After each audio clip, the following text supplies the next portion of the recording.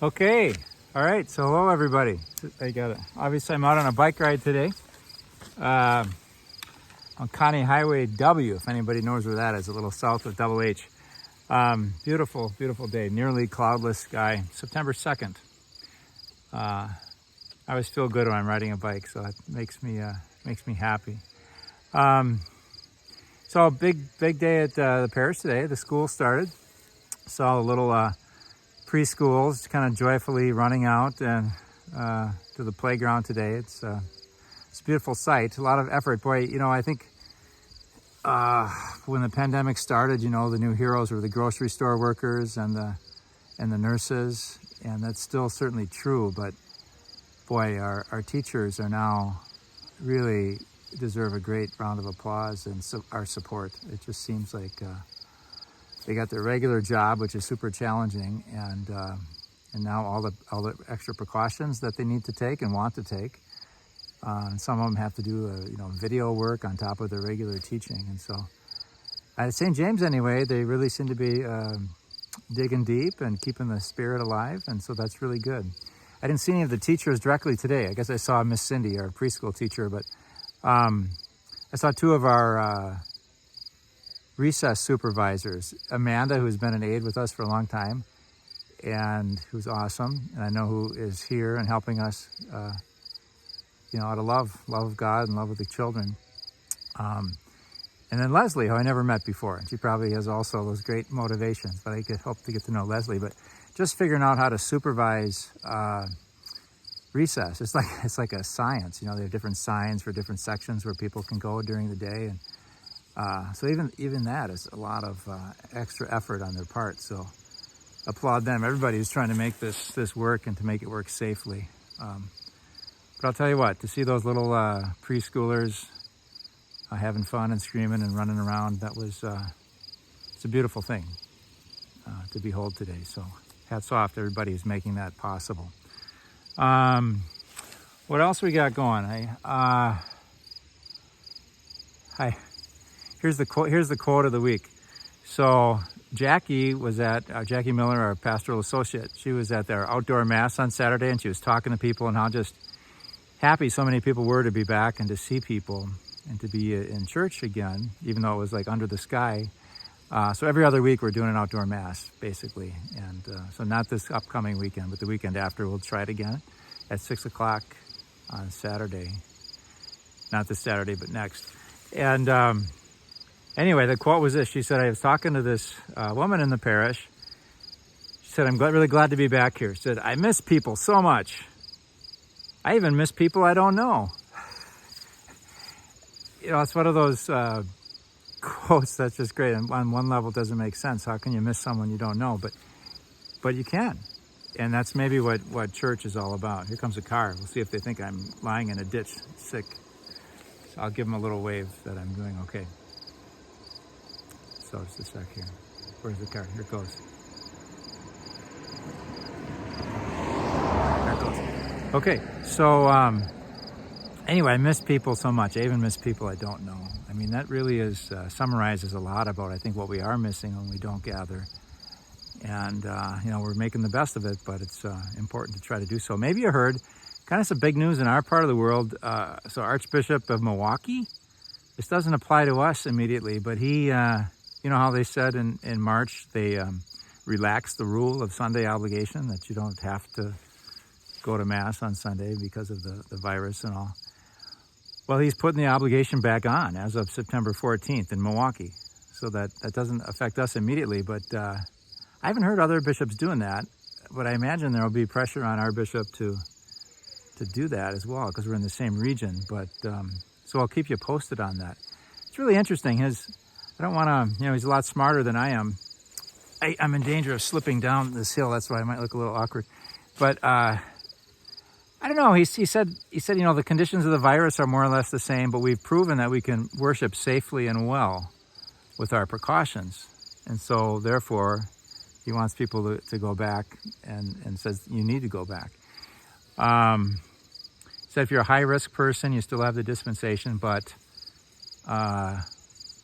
just being afraid to catch the disease is not enough of an excuse if you're not in the high-risk category. that's what he said. I said it pretty clearly. I didn't welcome that news, honestly. He said, because we've proven that we can worship safely, then we can go back. But that, to me, we can worship safely because we have the distancing. And so if everybody would come back, we couldn't do it safely anymore because we couldn't have the distancing, if you know what I mean. So it'll be really interesting to see how that goes. I imagine Bishop Callahan will kind of do a little wait and see to see how it works in Milwaukee, but I don't know. So we might, even while I'm talking here, maybe we got an email from La Crosse telling us that the obligation's back on. It's interesting, isn't it? That's that rule. I think, are we maybe the only faith that has that rule that you have to go to Mass on Sunday, have to do Sunday worship, you know, like Lutherans don't and all those others don't. It's interesting. I was telling the staff when I teach that rule to people, I say there's a tendency in the Catholic tradition that to make if something's good for you, then make it a law. So is it good for you to get a lot of traffic here all of a sudden? Is it good for you to once a week assemble with the people of God and hear the word of God proclaimed to you, hear a reflective piece, a homily, receive Christ in the sacrament? Is that a good thing for you? Yeah, it's a good thing for you. Okay, let's make it a law. You need to do that every week. Is it a good thing at least once a year to take a look at your life and your sins and recollect them and honestly confess them to someone who in the name of the church will announce God's forgiveness and give you a new beginning? Is that a good thing? It's a good thing. Okay, let's make it a law. You got to do that at least once a year. You know, so that's kind of how the Catholic tradition maybe has rolled over the many centuries. And so I don't know. It's interesting though. I don't know. It'll be curious to see how much of a difference that makes in Milwaukee. If because that rule goes back and forth, everyone will be flocking back.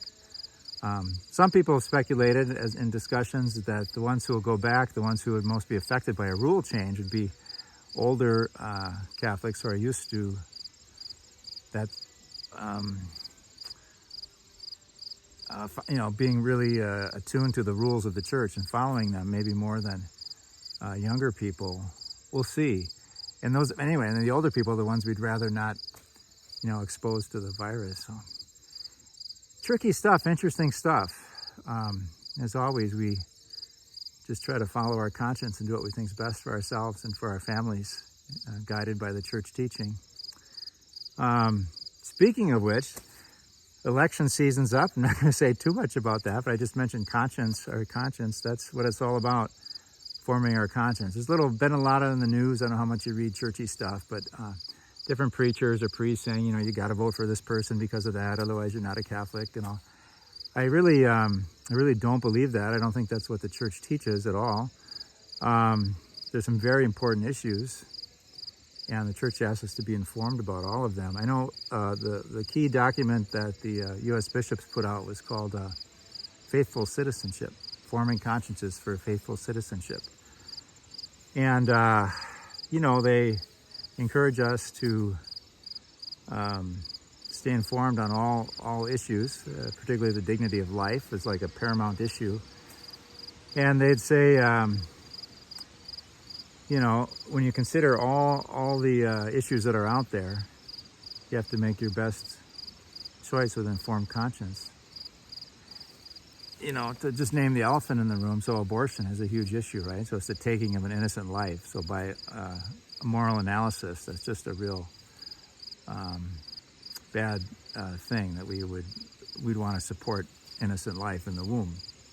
So could you ever vote for someone who has a record of supporting abortion rights? That's the big question for Catholics. And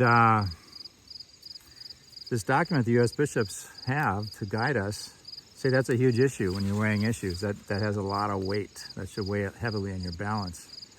But it is possible to morally vote for someone who has had that position. If you're voting for that person in spite of that person's position, so not because of that person's position on that issue.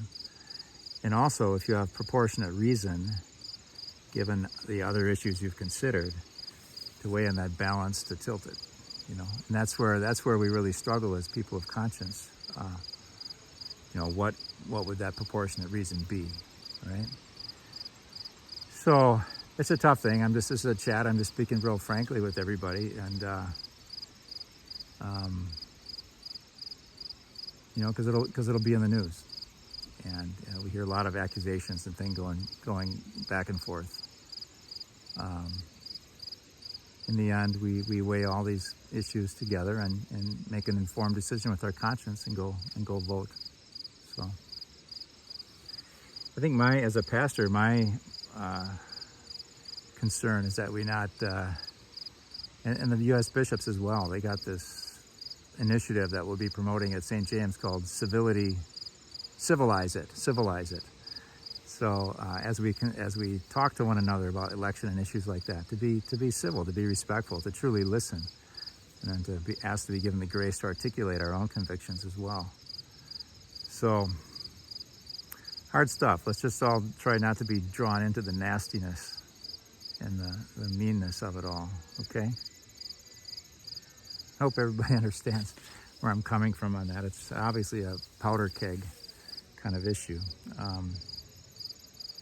So I don't know. I think maybe that's about it. I have there's a rumor, a good rumor. Actually, I heard it firsthand. There's a big car went by. You know how we had the takeout dinner for Summerfest? It was really good, the pulled pork. Well, we're gonna have, looks like, on Sunday, October 25th or something like that, we're going to have a takeout Italian dinner overseen by Chef Cerny. Beth, her maiden name was Ricci, she's got that great Cumberland Italian-American roots, so she knows how to make pasta and all that. So we're looking at that at the end of October, so we can look forward to that. I'm really thirsty, but I'm on my bike, so let's see what I got here. Oh, this is kind of, I like my water bottles. Remember this place? It's not there anymore. I came back from my sabbatical last year, and it was gone. So Eau Claire Bike and Sport was on Water Street next to the Pioneer Bar there. And I don't know, Terry, I don't suppose you'll ever be watching this, but Terry always gave me a fair deal. He's a good guy, and he worked real hard, and I guess he sold the shop while I was gone, that rascal. So now I'm finding others to help me out in my biking thing. But so Terry, here's to you. I'll give you a little toast for all your help over the years. This thing I think is just pretty cool. I picked this up when I was in Seattle. It says BI Cycle, so bicycle, but it's on a place called Bainbridge Island. So that's pretty clever, right? BI Cycle, Bainbridge Island Cycle, bicycle. So anyway, not as interesting maybe as a religious icon, right? So, but this is an icon of sorts that we're looking out here. I thought I'd maybe just sing a couple bars of the Canticle of the Sun, based on the writings of St. Francis Assisi, patron saint of the environment and nature, right? So, okay, let me just get out of here so you can look at this, and I'll sing a couple bars.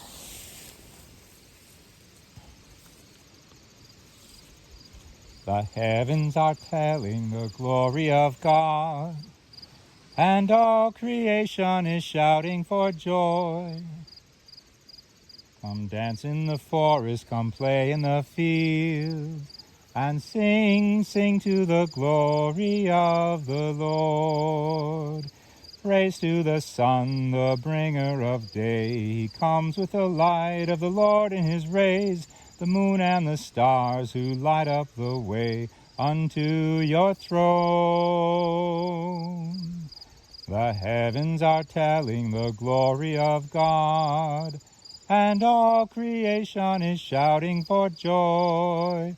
Come dance in the forest, come play in the field, and sing, sing to the glory of the Lord. Praise for the wind that blows through the trees, the sea's mighty storms, the gentlest breeze. They blow where they will, they blow where they please, to please the Lord.